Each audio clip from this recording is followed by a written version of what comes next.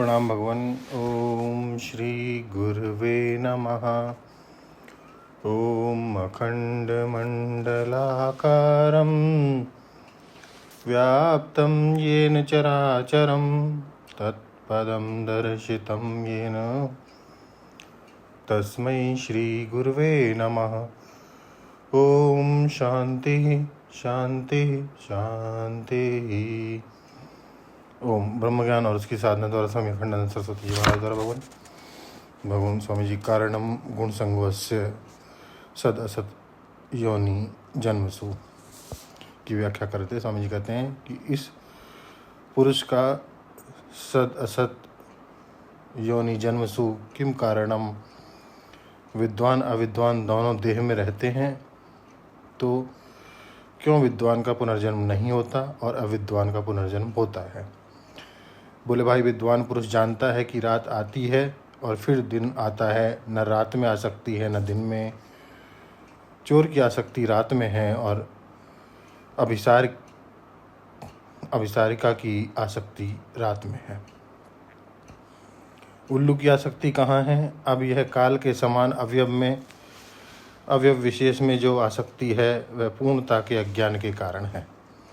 स्थान में आसक्ति है। कई लोग ऐसे होते हैं कि उस जगह पर ना सोवें तो नींद नहीं आती, उनके मकान में ही अगर दूसरे स्थान पर सोने को कह दो तो नींद नहीं आएगी। तो यह आसक्ति असल में दुखदाई है। बोले, दुकान में नोट आया, बस यही नोट हमारे पास रहे, संपत्ति के रूप में सोना ही रहे, यह आसक्ति दुखद है। अब उसी के साथ जब चिपक जाते हैं तब वह जहाँ जहाँ जाना चाहोगे तो मांस खाना चाहोगे, गीद या शेर होना पड़ेगा। घास चरना चाहोगे तो भैंस या बैल होना पड़ेगा। अप्सरा का भोग चाहोगे तो देवता होना पड़ेगा। मार काट का मजा लेना चाहोगे तो दानव होना पड़ेगा। तो सद असत योनियों में जन्म का हेतु क्या है? गुण संग। वस्तुतः आत्मा में जन्म और मरण नहीं है। अच्छा, गमन आगमन भी नहीं है। जन्म मृत्यु माने काल परिच्छेद नहीं है। गमन आगमन माने देश परिच्छेद भी नहीं है। और वस्तु परिच्छेद यह मैं तू भी नहीं है। आत्मा के वास्तविक स्वरूप में, अरे देह में है तो क्या, लो देह का स्वभाव आपको बतावें। परमात्मा इति च अपि युक्तो देहे अस्मिन् पुरुषः परा। अस्मिन् देहे वर्तमानो अपि पुरुषः परो भवति।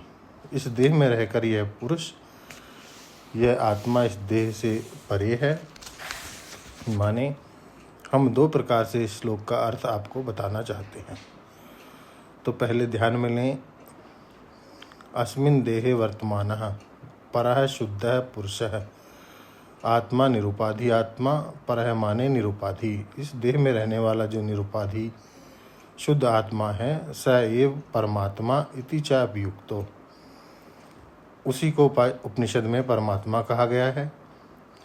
तत्वमसि अहम ब्रह्मास्मि, अयम आत्मा ब्रह्म, उसी को कहा गया है। आत्मैव ब्रह्म, ब्रह्मैव आत्मा, ऐसे श्रुति बोलती है। आत्मा ही ब्रह्म है, ब्रह्म ही आत्मा है। ब्रह्मैव सन ब्रह्म आप्येति। ब्रह्म ही ब्रह्म को प्राप्त होता है। पहले से ही ब्रह्म था। एक तो यह बात हुई कि पर अस्मिन् देहे एव।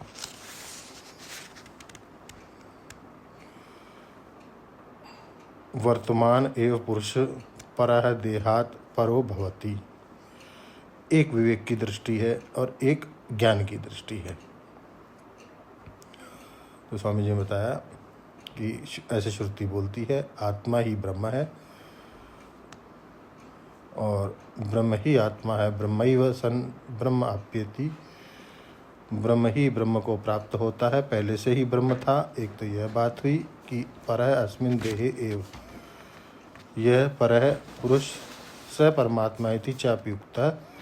और अस्मिन् देहे वर्तमान एव पुरुषः परः देहात् परो भवति। एक विवेक की दृष्टि है और एक ज्ञान की दृष्टि है। अब विवेक की दृष्टि क्या है, ज्ञान की दृष्टि क्या है भगवान, इसको लेते हैं अगले सत्संग में। ओम शांति शांति शांति। प्रणाम भगवान।